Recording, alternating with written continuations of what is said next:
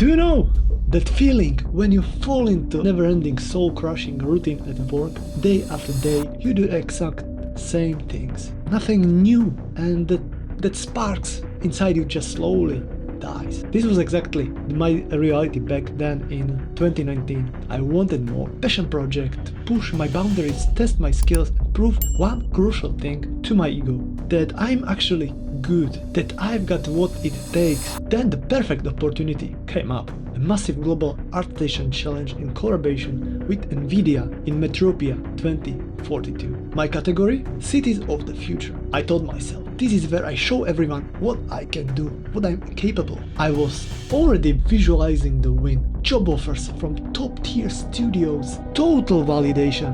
A few moments later. Cut to a few weeks later, the challenge ended, and I experienced such a devastating failure that I couldn't even look at my own final submission. Instead of breathtaking futuristic megacity, I produced flat renders with zero depth, amateur composition and design, complete train wreck. It was a brutal wake-up call for me.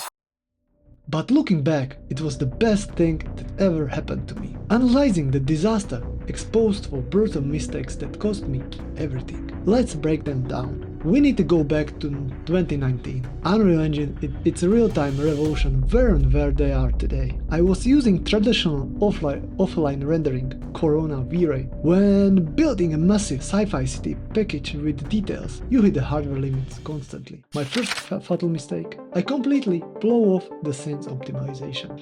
I flooded the scene with high poly models and massive uncompressed textures. I just assumed my PC would somehow handle it. It didn't. Every other render triggered a software crash, a blue screen, or out of a RAM error. Just pure hell. Instead of creating, I spent hours staring at frozen screen and loading giant projects over again.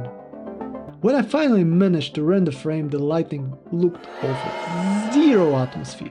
I told myself, no worries, I will fix it in the post. Massive mistakes. Remember this one rule. If your render has a bad lighting and terrible composition, no amount of post-production will ever save it. Hardware will fail you on a heavy project. Always. For sure. You have to expect it. Leave yourself a massive time buffer for the technical chaos that is guaranteed to happen. The second mistake goes deeper into creator psychology. I wanted to flex too many new things at once. I told myself that since it's a futuristic challenge, I had to use the latest modeling and texturing workflows from tutorials. The problem? I was trying these techniques for the very first time.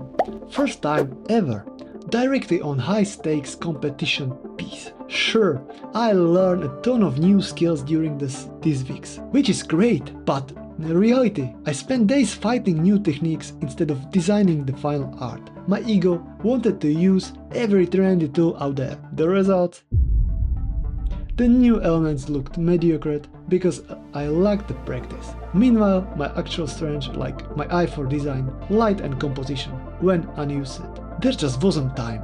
When you're working under tight deadlines, do not completely overhaul your workflow. Stick to your proven weapons. That's how you get the consistent results you are proud of to show the world in the end. Practice new skills on small, true-way tests, not on your magnus opus. This brings us to the point number 3. Pure poison in the creative industry, the myth of the all-nighters and hustle culture. When I looked back at my calendar from the challenge, I saw a horrible pattern. I wasn't capable of sitting down to work on the project for just 30 minutes every single day. Instead, my process looked like this.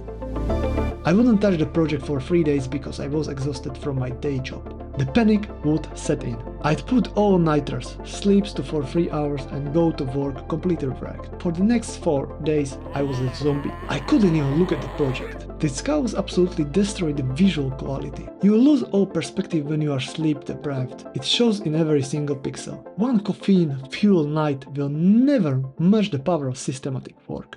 Every single day, even just for a bit, consistency builds momentum.